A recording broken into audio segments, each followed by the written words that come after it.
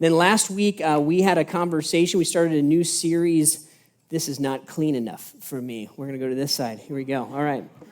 We started a new series called The Art of Navigating. And that one was all about, kind of open up this conversation, all about kind of where we're headed in life. And I mentioned this to you if you just maybe came for the first time or been back for the first time in the last few weeks. I got some time. We have a sabbatical that I got to enjoy and have over the last bunch of weeks, and got to do a bunch of hiking. And as I was hiking, I thought a lot about kind of how our lives work, and it's a lot like a hike. And I was thinking a lot about how when we start off in life, what happens kind of no matter what is we get kind of deposited into the world, right? We are born into a family. We didn't get to choose that family. We didn't get to choose the location of where that family lives. We didn't get to choose the time frame, the decade or the century or the millennia that we're born into.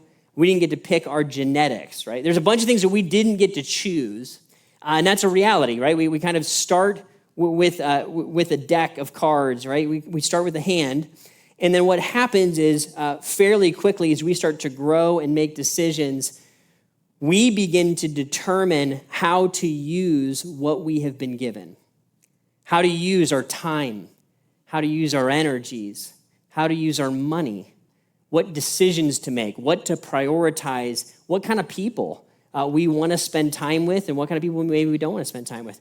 And as we start to make those decisions, what we said last week, those decisions, of course, in God kind of sovereignly planting us here to work with those resources, that all starts to form for us a path.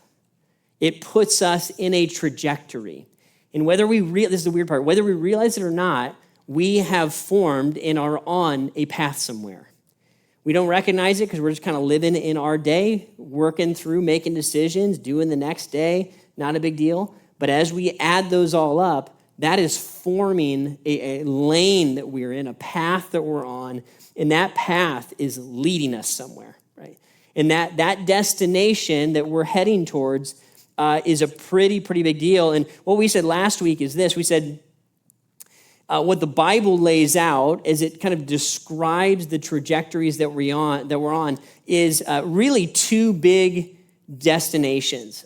Ultimately, we said that there's a path, there's a way that leads to life, and there's a path or a way that leads to death, right? And it kind of boils down to those two options, which is a little sobering when you hear it at first, right? Because here's the thing. When we're here and we're kind of just making our dots and we're just walking our path a little bit, what happens is when we're looking from this side, looking at where we're heading, it's not that clear that there's really, at the end of the day, two outcomes. It's foggy.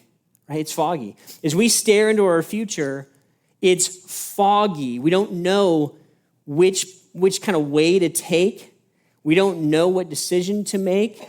And often, our next kind of place that we want to plant our next dot can feel unnerving. Where am I going to live? Should I live here or here? Should I take this major or that major? Should I ask that girl out or not? Should I spend my time doing these kinds of things or those kinds of things? We get a little bit paralyzed or anxious about the next dot because we don't quite know where they're going to lead, and it's not that obvious to us that it's creating a trajectory maybe towards one of these two different places. So what I want to do today, right, I want to begin to lay another layer of groundwork on this picture to get a little more clarity around, in general, what this kind of path looks like and what this kind of path looks like.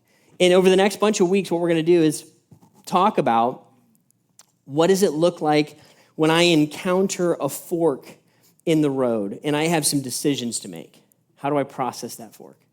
We're going to talk about what happens when I get stuck in a loop and I'm kind of dealing with the same problem over and over and over again. We're going to talk about how to break out of that loop and what that might look like.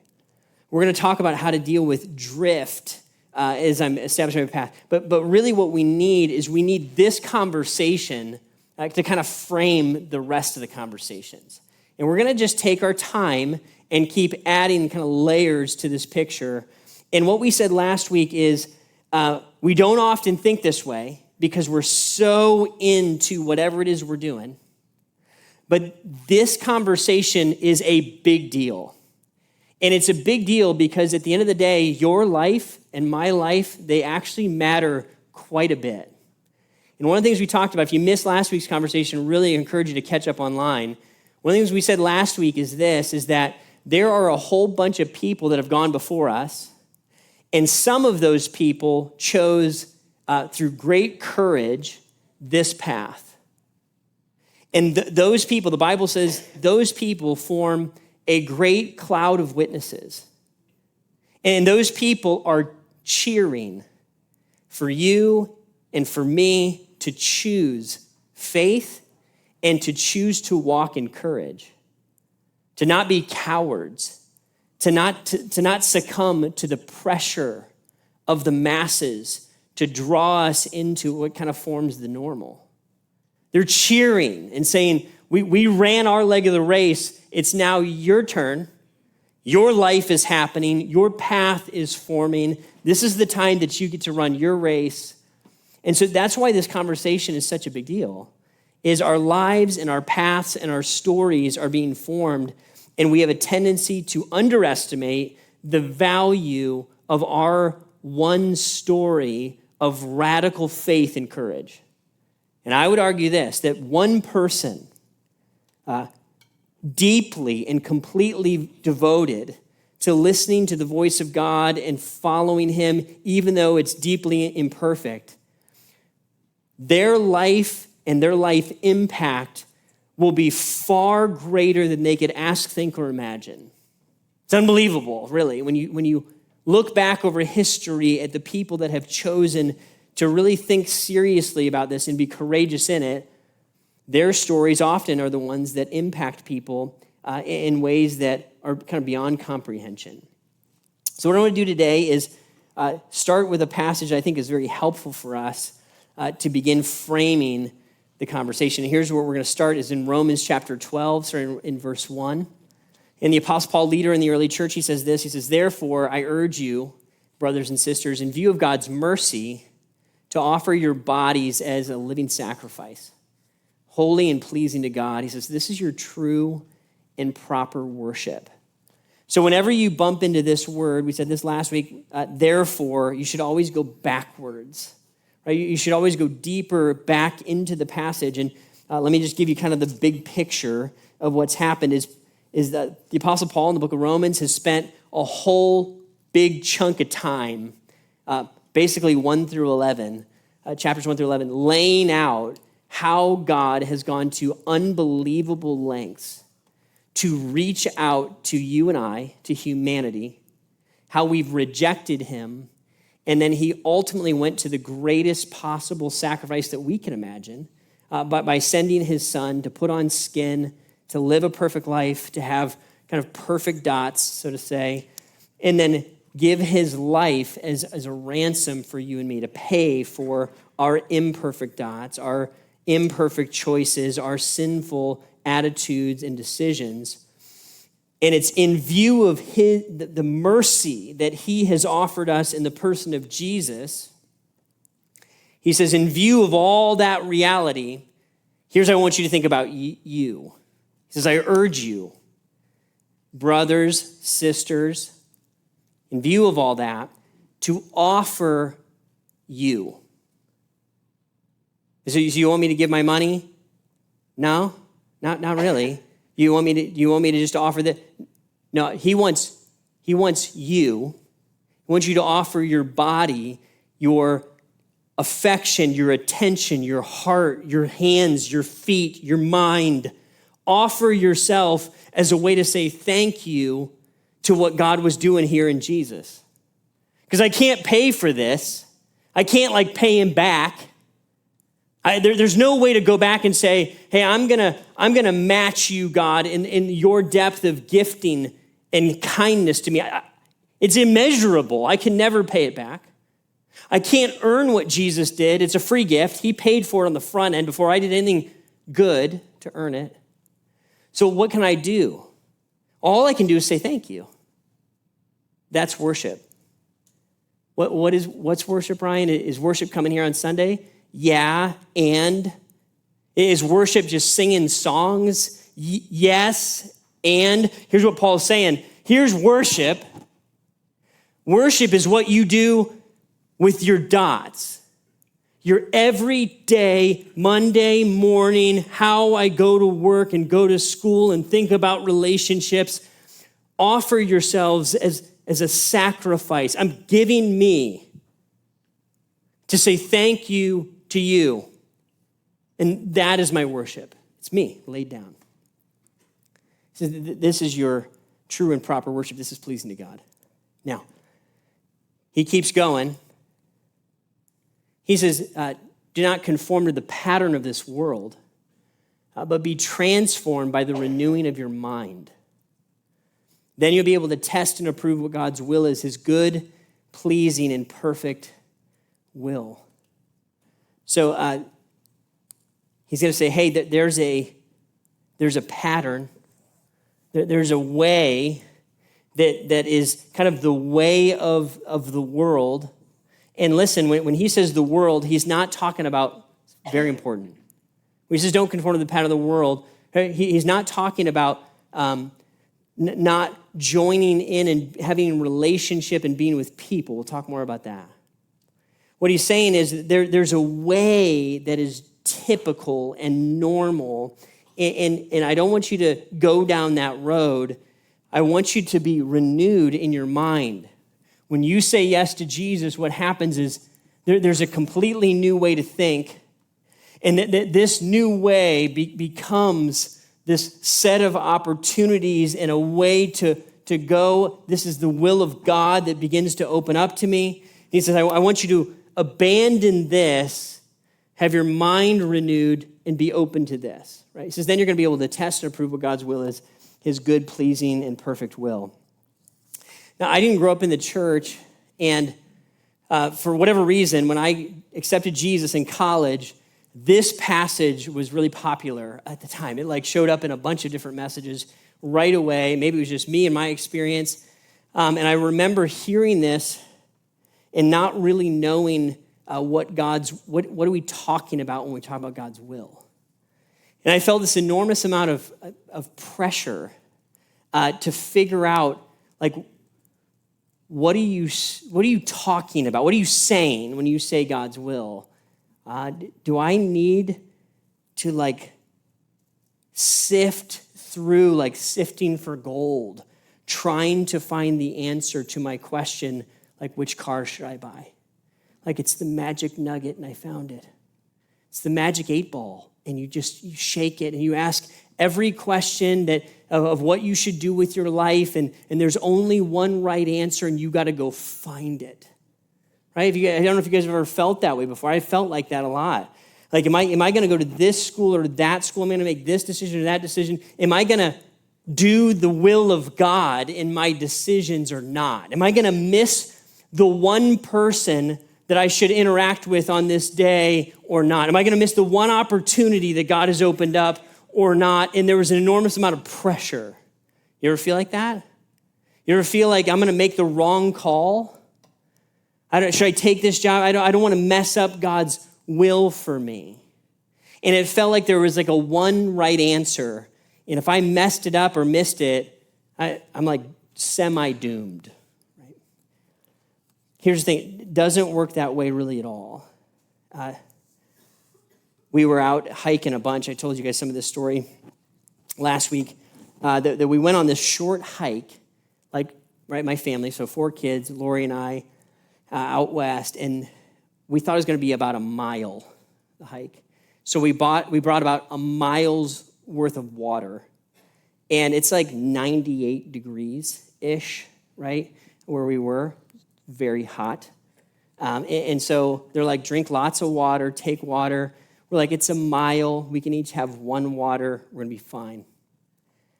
We go on the hike. We get to the place that we're hiking to see. We lose the trail, right? We mentioned last week, we ran into a couple who seemed like they knew what they were doing, and they told us which way to go. And they were from Minnesota. If you're from Minnesota, that's awesome. But they were like, we're from Minnesota. You should go that way. They didn't quite say that, but it was close. So I learned now I'll never trust somebody from Minnesota ever again. If you're from Minnesota, I love you. We'll talk later. Right? But they sent us on the wrong path. They were genuine. They had no idea they were giving bad advice. They were just as lost as we were, right? So we went, and we have no water. And right, as dad, I'm getting nervous. There's such open spaces out west. It's different. Like here, you're like, oh, look to your right. There's a tree, right? There's trees everywhere, right? Trees. Here, it's like 100 miles, and there's nothing, right? 100 miles of mountains. And so you can literally see the rain. It's like a shower head, and there's just like rain coming down right there. You're like, look, it's raining right there. It's like 50 miles away. You can just see it raining. And so we saw rain, and we saw lightning, right? So I'm lost in a foreign land.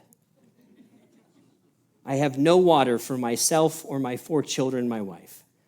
And there's thunder and lightning, right? And I'm like, so this is the part where we perish? And so my son brilliantly says, hey, why don't we get to the highest spot and we'll look and see if we can get our head around where we are, maybe see if we can see the parking lot. I was like, great idea. So we scurry up this mountain. I pulled a muscle on the way. And we make it up this mountain, and true story. And we get to the very top. It's maybe like 80 feet up.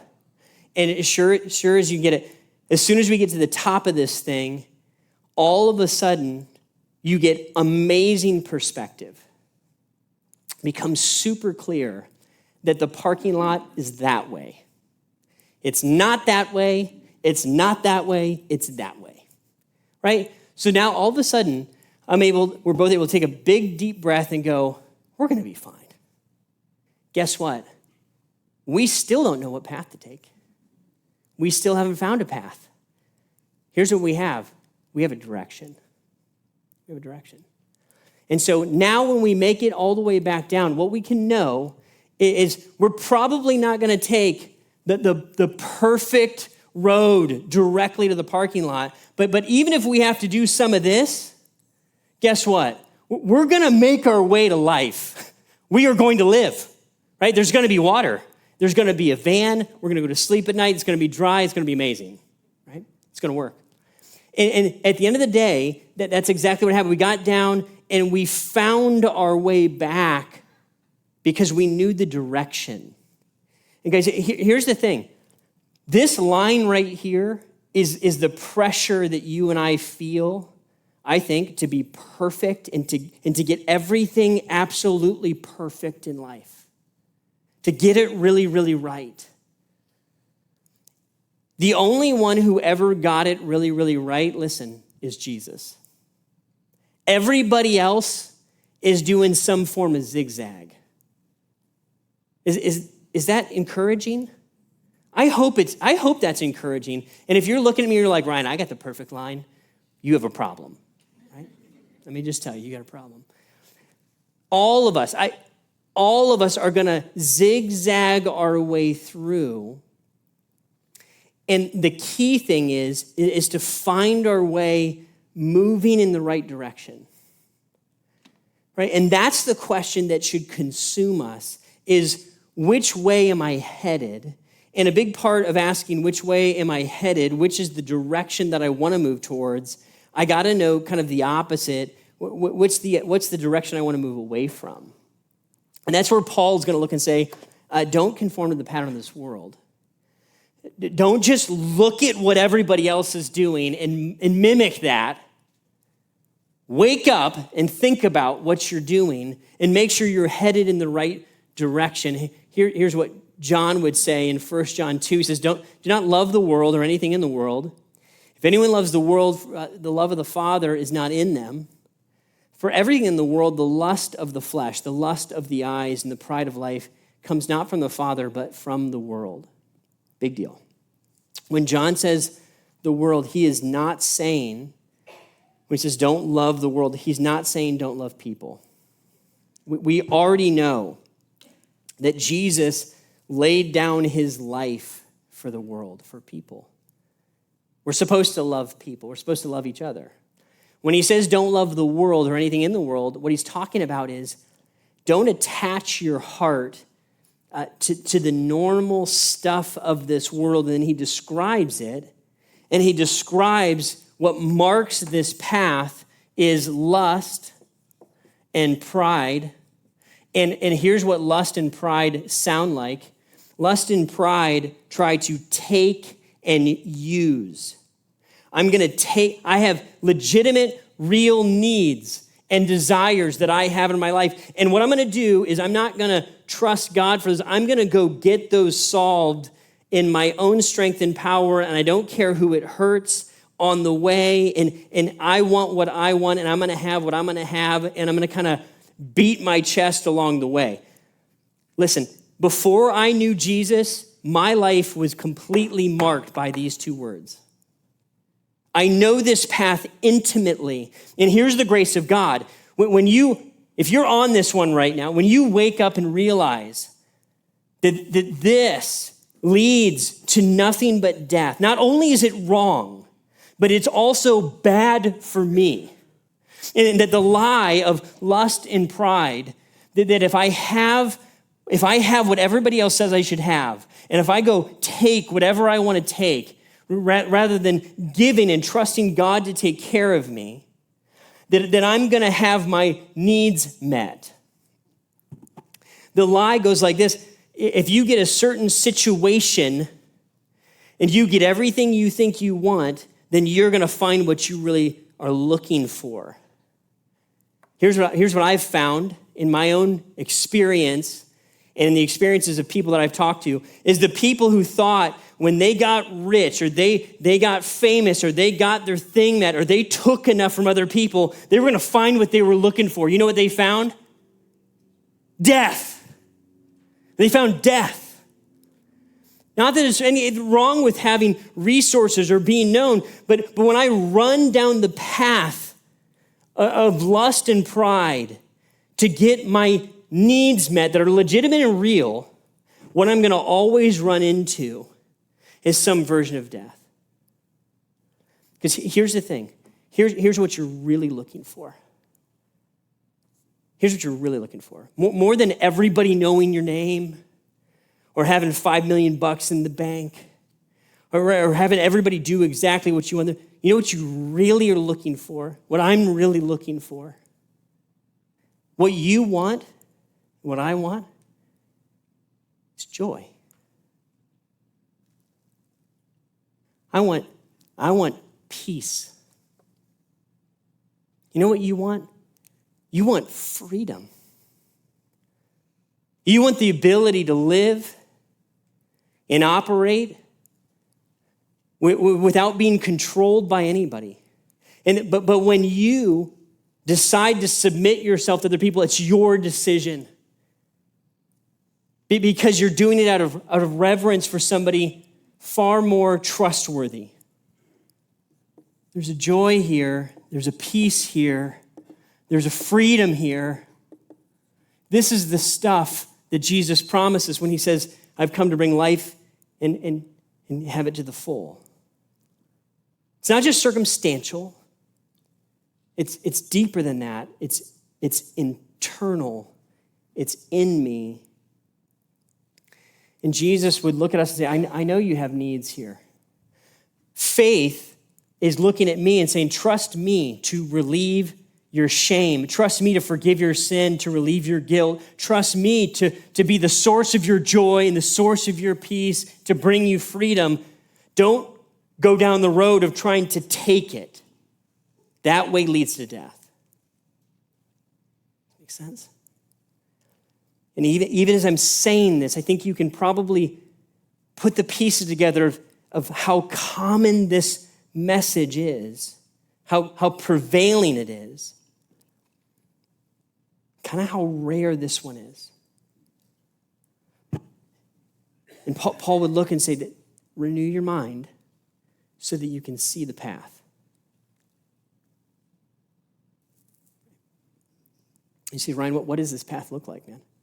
If these are some of the outcomes that show up on the path, what is this thing like? What does God's will look like and sound like? And we'll put more skin on this over the course of this year, but let me give you some examples. Right?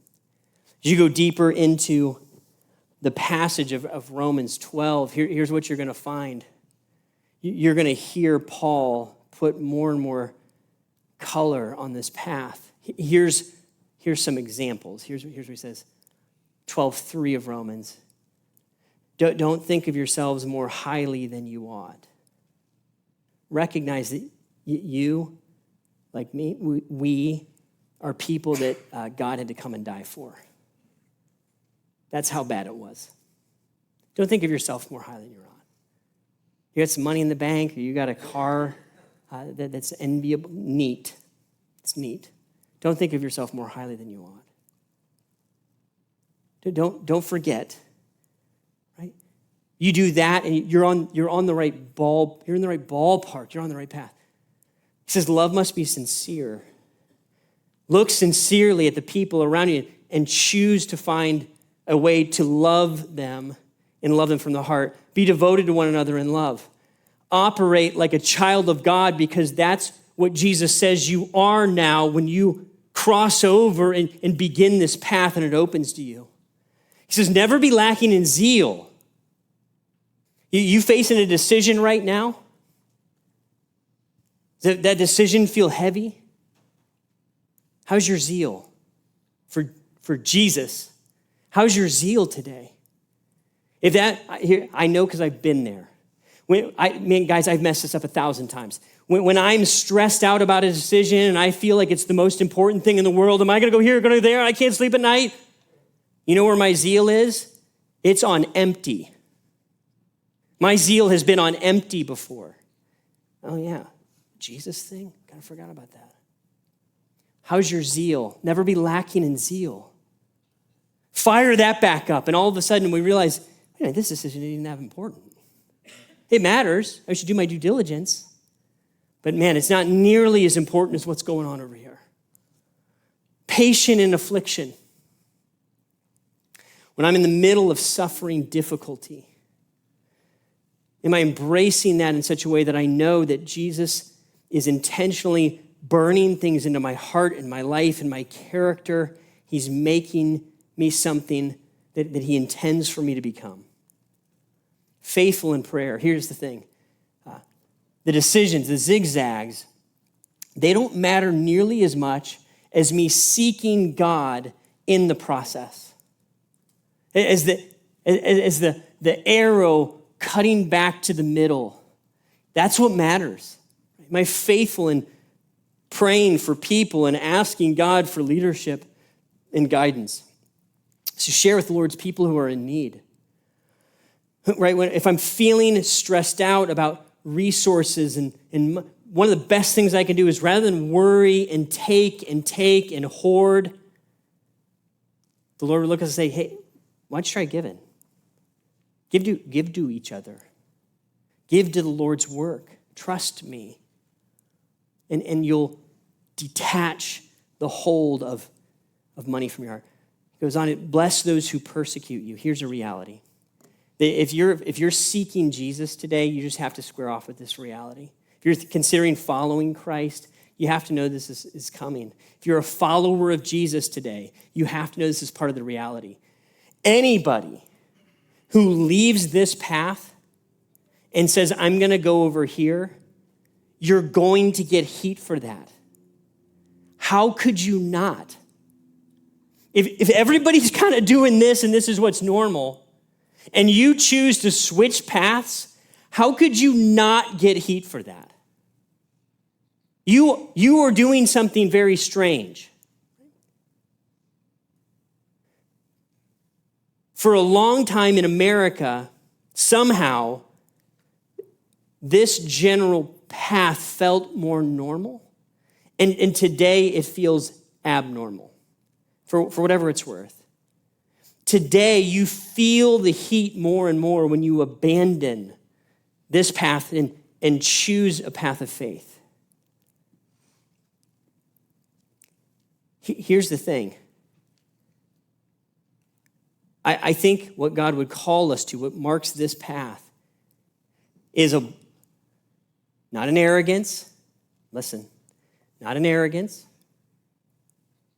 not a pride, not a haughtiness, but there is a boldness.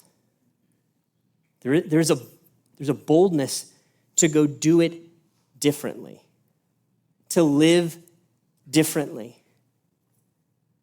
And here's what you and I have to square off with, is we have to ask ourselves, why am I so afraid to leave this in practice? Right, many of you have said, I'm going to follow Jesus. I prayed the prayer, but I'm going to live in fear because I don't want to be seen as somebody that's different or weird. What are you afraid of? Are you afraid that somebody might look at you and mock you because you love somebody that's unlovely? Because you chose to approach life differently?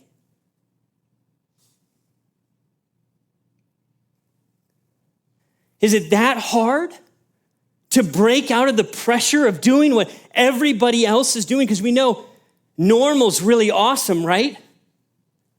Normal's great. When we break out of here, persecution is going to follow.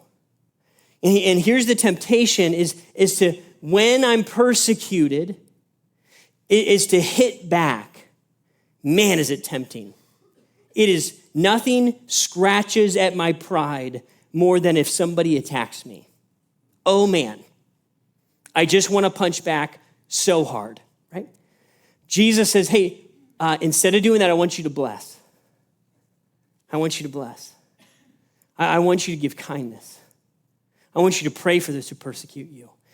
What I'm asking you to do is live in a way that is going to be seen and viewed as kind of weird because you love differently than everybody else loves. And when you get found out for who you are and what you're marked by, what I want you to do is love even more.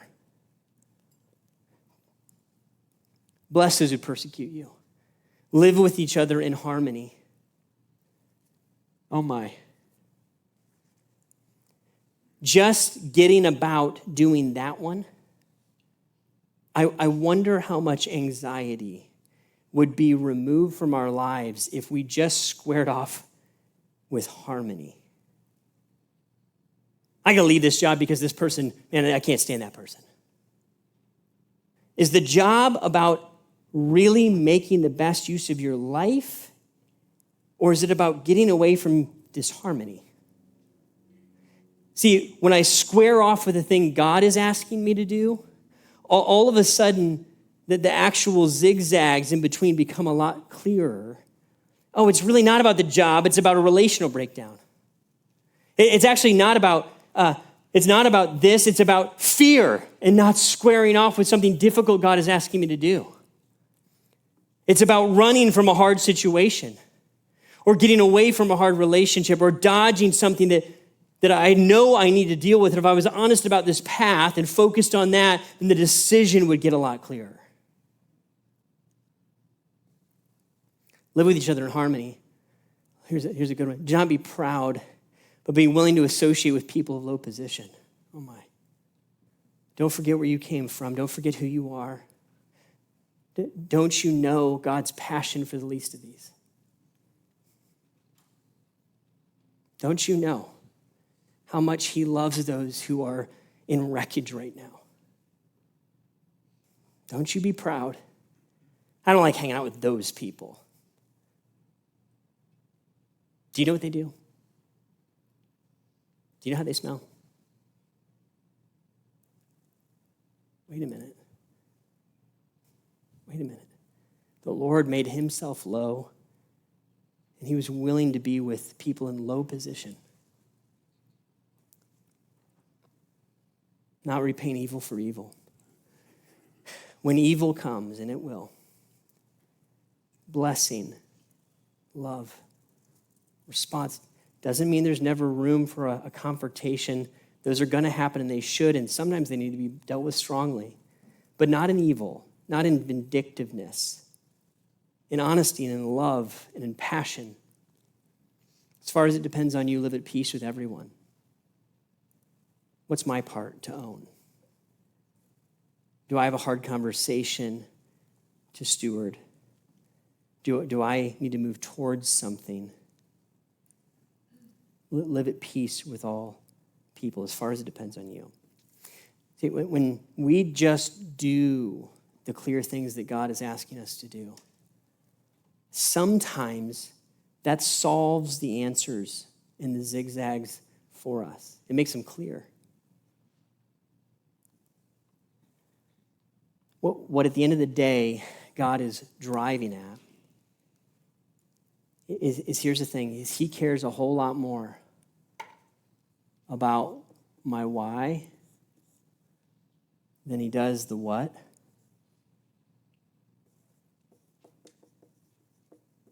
He cares a whole lot more about the who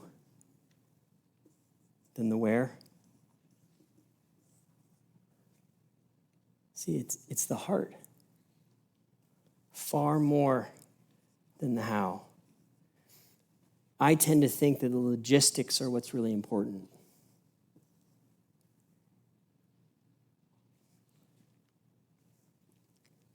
What God's looking at is he's saying, and what I want, what I have passion for is what you're becoming. You're my son. You're my daughter. And what I care about is your heart. And I want you to look like me on the planet. You can do that at this school or that one. You can do it at this job or that job. You can do it driving this car or that car. That matters a whole lot less than who's in the car, than who's in the job, than who's at the college. Guys, our stories are being built right now. Who you're going to be is being built right now. And it might be just one really tough hour squaring off with forgiveness. And all of a sudden, all the anxiety and cloudiness around the decision just got cleared up. Is it worth the really hard thing that God's asking you to do for a decade of peace? Is it worth the 10 to 12 hours of counseling in your marriage for a decade of peace?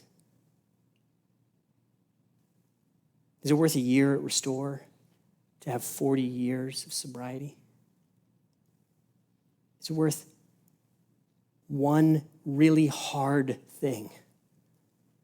Harmony, blessing, forgiveness.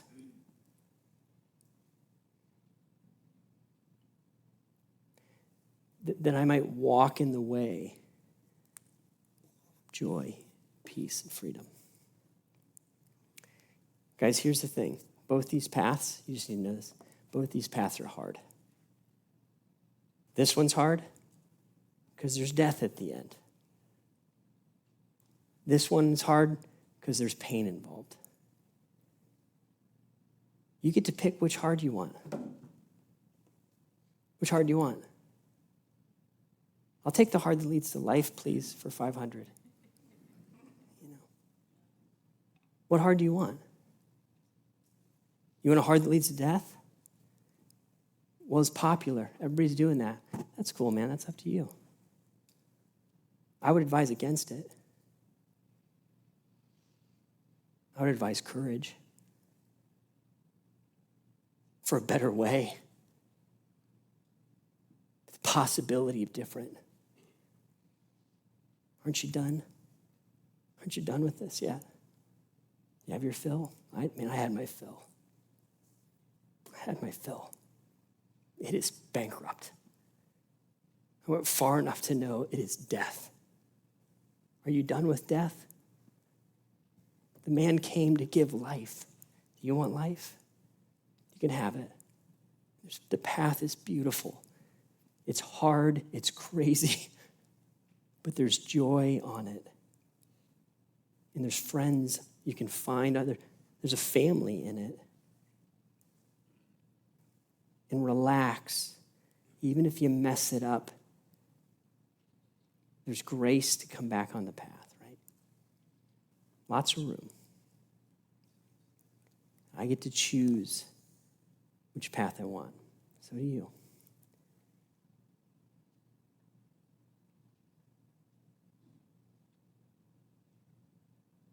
This is what your God cares about. He wants you. Not your perfection, not your logistics. He wants your heart. As the band comes up, would you wrestle this through today with me? Father, we want to meet you here as, Lord, you are eager to meet us here. And Lord, the unbelievable lengths that you go to form us into people that look like your children. Lord, you call us that before we deserve it, before it's true in practice. And then you allow us to live and grow into that reality. Grow into people who are marked by love.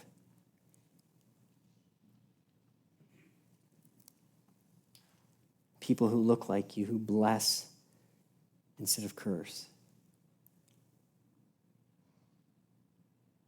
God, I pray that you would fill the people of this room and fill my heart with zeal, Lord. Zeal for you. Zeal for your kingdom. Zeal for your ways. I pray, Lord, that you would cause our passion for you to match your passion for us. God, don't let us miss the unbelievable offer and invitation of life that you're inviting us into. Meet us here, Lord, even now.